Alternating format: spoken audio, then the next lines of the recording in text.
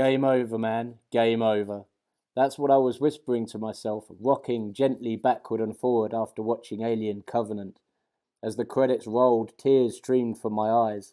I thought, that's it now. I'll never allow myself to get excited about another Alien movie again. They're like ghosts from a hellish dimension. They promise forever and never deliver. Boy, did I lie to myself, and in a big way, because the trailer for Alien Romulus looks fucking awesome. I know. Any trailer featuring a Xenomorph always looks awesome. Alien Covenant had a whole series of mini-films to promote it, and look how that shower turned out. Even Alien vs Predator Requiem had a decent trailer. This time, however, I think it's going to be different. Here are my 5 reasons why we should be optimistic about the release of the upcoming Alien Romulus.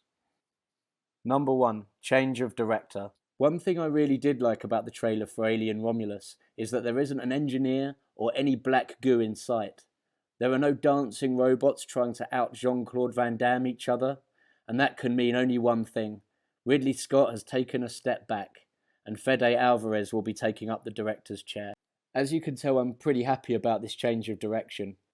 I don't usually go crazy for remakes, but I think Alvarez did a really good job with The Evil Dead. It was bloody, violent, and it didn't dump on the original. It also added a few extras which were awesome. Alvarez's defining project so far has to be 2016's Don't Breathe, which thrust the horror genre back into the spotlight and even spawned a series of copycat movies. Don't Breathe was dark and unsettling. It didn't rely on elaborate special effects, set pieces, or complex dialogue. It was a slow, relentless pressure cooker of tension and serves as a shining example of how to build terror in a claustrophobic environment. This bodes well given the direction Alien Romulus appears to be going in. This leads me on to point 2. We are moving back to pure horror.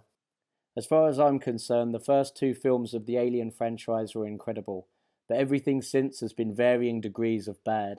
I did enjoy some elements of Alien 3, namely any scene with Charles S. Dutton in it, but overall the film was a bit of a mess. Alvarez has said that Alien Romulus is going to be a survival horror. This suggests he's going back to the roots of the original 1979 movie. The Alien Romulus trailer even utilizes the freaky distress transmission used in the original film's trailer. In my opinion, Alien is the only pure horror film of the franchise so far, and I'm really excited that we're going back in this direction. The trailer certainly looks as though this film is going to be terrifying. The shots of empty corridors, the echoing screams, the pleas for mercy. Apparently this film is going to be set on a remote space station, so it's going to be more claustrophobic than many of the other movies, and I'm definitely getting some Nostromo vibes here. We see a gaggle of facehuggers chasing down the next set of incubators, and you'd think that would be the worst thing ever.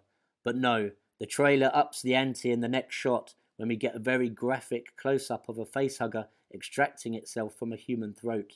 Could this be a hint that this Alien film is going to be excessively dark? Maybe darker than any other Alien has gone before? Could we be crossing into the realm of unsettling biological horror? Could we, dare I say it, be moving into the darkened realm of egg morphing?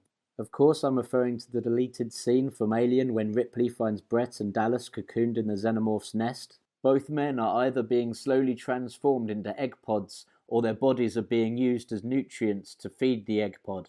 Either way, this is just about the most terrible fate imaginable. As much as I love the Alien Queen concept, there is something really unsettling about this reproductive process, and you'd think this is probably closer to H.R. Geiger's original nightmarish vision. 3. The trailer features a pulse rifle. This one kinda speaks for itself. Alien Romulus takes place 20 years after Alien and 30 years before Aliens, so we will see some familiar technology. Expect Nostromo-like spaceships and weaponry capable of spraying 10mm explosive tip-caseless standard light armor-piercing rounds. This means our old friend the M41A pulse rifle is making a welcome return. 4. Fede Alvarez does not like CGI. This is a biggie for me. There is just so much CGI these days, and it does my head in. Sometimes it feels like you might as well be watching Thundercats. There are many reasons why the first 2 Alien films were so well loved, but one of them is that the Xenomorph actually looked shit scary. The main reason for this enhanced fear factor is that they looked real. Both Alien and Aliens were made before the dawn of CGI, and the filmmakers had to rely on practical effects to bring H.R. Geiger's nightmarish creation to life.